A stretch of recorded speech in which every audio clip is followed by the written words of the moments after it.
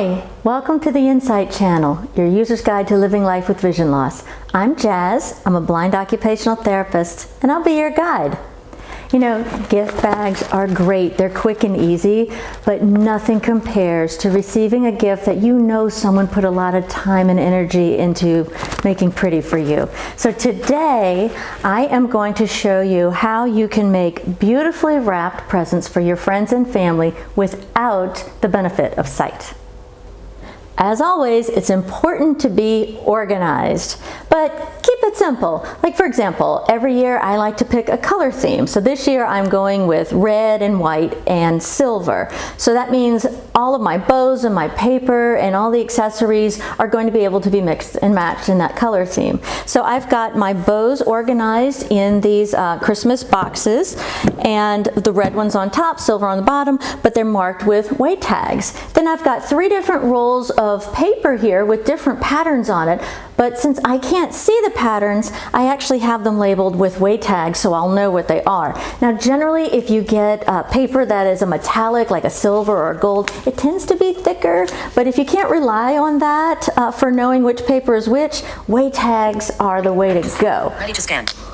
Check this out. Silver paper with red and white peppermints. Pretty cool, huh?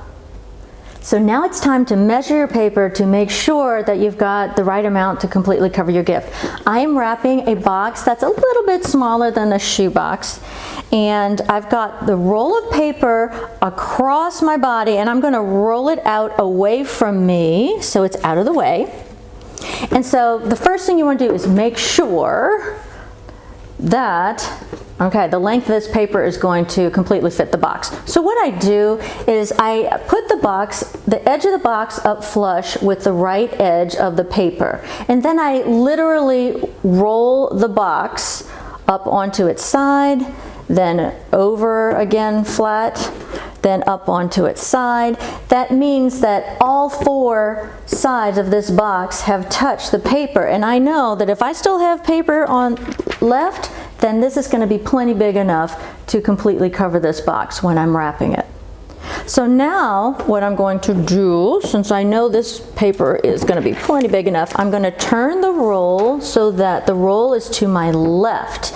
And I need to see now how wide the paper should be, so it gives me enough on each end of the box to make flaps that will cover it. So I have the box centered on the paper, and I've got about 2 inches off the right edge, and I'm going to keep about 2 inches off the left edge. So at this point, I'm going to hold the roll with my left hand, because I'm right-handed, and I'm going to use the roll as my guide to cut the paper. All right, this is the fun part when you can't see. Check this out. So it really helps if you've got good sharp scissors, so you don't have to keep moving them up and down. You can just push it through. There we go. Apparently my scissors are not as sharp as they used to be. Even if your cut isn't perfectly beautiful, that's okay, because that part's going to be all folded in by the time we're done with this. So now I'm going to take the roll and put it out of the way, because I have got the perfect size piece of paper here. So now I'm going to make sure that my gift is upside down. You want to put it flat so that the top of the gift is facing downward onto the table. All right, now before you start taping, this is an important part. You want to make sure you have a piece of tape ready to go when you need it. So what I like to do is to take the right size piece of tape off, and I got to put it in a spot that is quick and easy to get to. And full disclosure, I use my nose. I know it sounds silly, probably looks a little silly, but it's the best spot. Try it at home. You'll never do anything different again. Check this out. Okay, so now I'm going to push the box up a little bit. Use the lines of the paper and the lines of the box to make sure that everything is lined up properly for your gift. So what I'm going to do is I'm going to position the box so that the very edge of the paper and the edge of that box are lined up with each other, and that's how I know that I'm not going crooked here. Oh, I'm a little crooked. I gotta fix it. One sec. Okay, so I made a few little adjustments, and just by using my sense of touch, I am making sure that that nice smooth edge is lined up with the edge of the box. And you know what? Even if it's not perfectly perfect, that's okay. But with practice, you'll get really good at this. Okay, so now I taped it down. I'm gonna get my second piece of tape ready, stick it right there on the tip of the nose, and I'm gonna flip the box around so that I've got the flap of paper facing me, and I'm going to fold it up over the box. All right, at this point, you wanna make sure the paper's nice and smooth. You don't have any wrinkles in it. And using my sense of touch, I'm going to find the edge and put that piece of tape there. Okay, so now the paper's perfectly taped around the box, and now I just have the edges to do. So this is the fun part. I'm gonna get one more piece of tape ready, and I'm gonna show you how to do the edges. Now I'm gonna actually move my angle a little bit so you can kind of, for those of you who can see, you can tell what I'm doing. I'm gonna try to describe this, guys. Stick with me. So, to do the flaps on the edge, if you start off with your right hand on the right edge of the box and slide it towards you till you get to the edge of the box that's closest to you, you're going to push the paper in so that it lies flat against the end of the box. Now as you do that, the top piece and the bottom piece are naturally going to want to fold in and create kind of a triangular or an arrow pointing towards you, and that's what you want. So you want to follow what that paper is naturally trying to do. So move your finger up toward the edge of the box, then out toward the corner, pinch it between your thumb and index finger, and slide it towards you to make a nice crisp edge. Okay, then you do the same for the bottom. You slide your hand down the paper on the edge of that box until you can flatten out that bottom flap and pinch it by sliding your index finger, pushing it down toward the table so it's making an arrow pointing towards you. So now we've got a top arrow and a bottom arrow. So we got to do the same thing on the left side now. Run your hand on the left side of the paper, of the box, push it inward, create a flap at the top and the bottom. So now we've got two nice crisp arrows pointing toward me, and I'm going to bend the first one down. If you want, you can put a piece of tape there just to hold it down, but I'm going to keep going here. So I'm going to fold the bottom flap up now and take my piece of tape, feel it with my fingers, and tape it down. So, for those of you who can see, we now have one side of the package perfectly taped down. So I'm going to go ahead, do it again. I'm going to do it again real quick over here for the sake of time. So you push the paper against the edge of the box, fold the flap at the top, fold the flap at the bottom. Do the same on the left side so that you can fold the top down and the bottom up. And voila, last piece of tape. We have a perfectly wrapped package. So now it's time to make it pretty. And nowadays, of course, you can buy a lot of beautiful little peel and stick bows that you can put on your present, and those are lovely. But if you wanted to go that extra mile and make it really special for a special occasion, I suggest you make your own bow. a nice inexpensive way to make a big flashy bow is to use tulle, like the kind you would do for weddings, except instead of white, we're gonna use red. It's inexpensive, it lasts forever, and it makes a really nice flashy bow. So the way to measure out your tulle is to make sure that I'm holding it out over the gift, and I'm going to double. I'm holding it out to make sure I've got about 6 inches on either side, long ways across it, and I doubled that length. And that should give me enough to be able to get around the package. Because we're not just gonna go around one edge. This is the kind of bow that goes around all 4 edges of your package. Okay, now just like with wrapping, you want to start by flipping your present upside down. Doesn't matter if it's the short side or the long side, it's all gonna come out the same. So I am actually folding my tulle in half so that I know where the center is.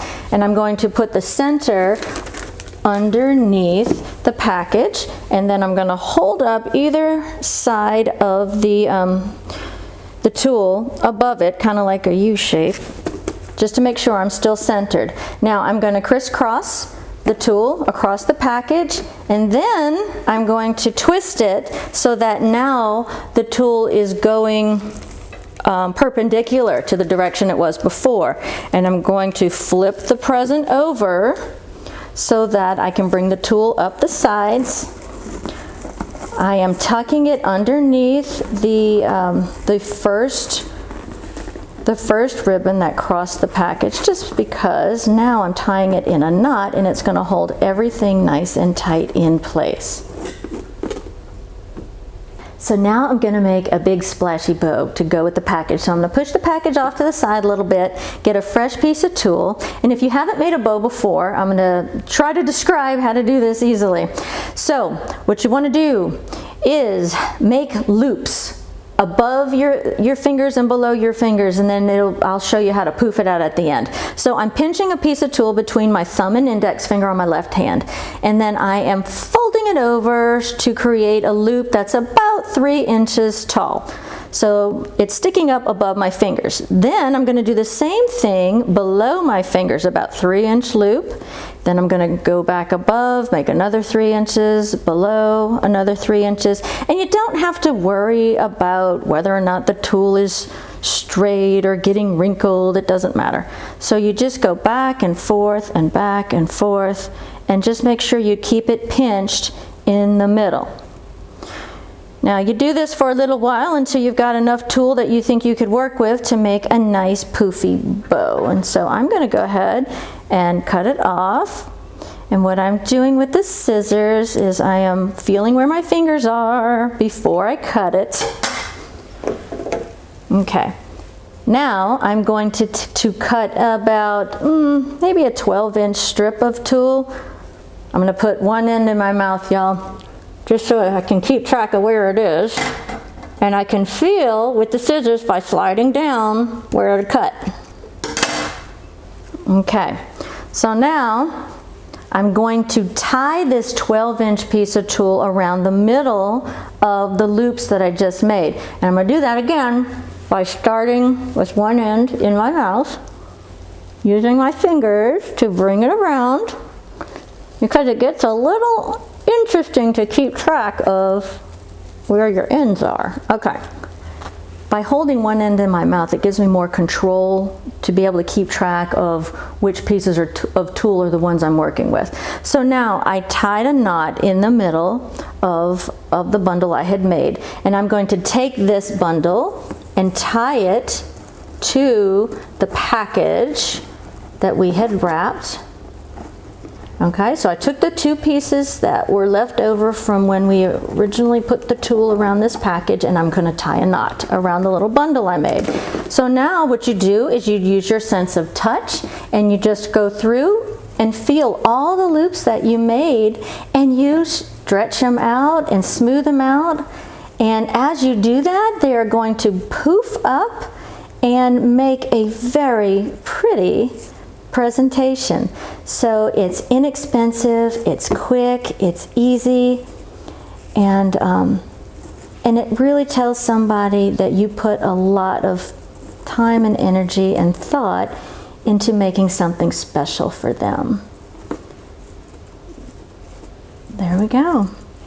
So now you can decorate this up if you want by adding little accessories to it, but if you don't, it's beautiful just the way it is. So now it's time to label the packages, and vision is not required to put a label on packages. You can actually use any of your senses to create labels that work for you and also give your packages a little pizzazz. For example, for certain members of your family, you could do the big puffy tulle bow. Women love it. It's very feminine, right? But if you're giving a gift to a man, that you might want to just use the peel and stick bow. It's still lovely, and you can feel the difference between them. If you actually want to put a label, because maybe you have a big family, you can use your sense of touch by picking different shape labels. For example, on this package for my daughter, I have a tag that is shaped like a snowflake. So I know when I feel the snowflakes, those are all gifts for my daughter. But for my son, I have a tag that feels completely different. It's a round ornament shape. So I can feel that, and I know that those gifts are for him. Now, if you would like to use your sense of sound and really jazz up a gift, you can put bells on them. For example, my mother-in-law's gifts have little jingle bells on it, so I know when I hear and feel those, that those gifts are for her. But my mother's gifts have the bigger bells on it that you can hear and feel. So just get creative. All of these touches are very inexpensive, but they make the gifts functional as well as beautiful. And of course, you can always use a way tag to label your gifts if you don't want to rely on memory. For example, I have a way clip on this gift. Just be sure that you take the clip off when you hand the present off to the person so you can reuse them again. If you wrap a lot of gifts around the holidays like I do, I suggest you organize them as you wrap them. This will help you to keep track of which gifts are where. For example, I have a little tree in my foyer, so as I wrap gifts that I know we're going to be exchanging on Christmas Eve, I put them all around this little tree. But the gifts for Christmas morning are under the main tree in the living room. And then I have a third spot where I keep, extra gifts for friends and family. This just helps you to be able to find things quickly when you need them. So now you have insight into how this works. You can wrap beautiful presents to give to your family and friends that are festive as well as functional with low vision or no vision. All you have to use is your gifts of touch, sound, and creativity. Merry Christmas! Thanks for watching. If you enjoyed this topic, click the thumbs up at the bottom of your screen. Send me your comments, your questions, and even ideas for future videos. I'd love to hear from you. Be sure to subscribe so you'll be notified for future videos. My job is to give you the tips, tools, and techniques for living life with vision loss. But no worries, you got this. See you next time.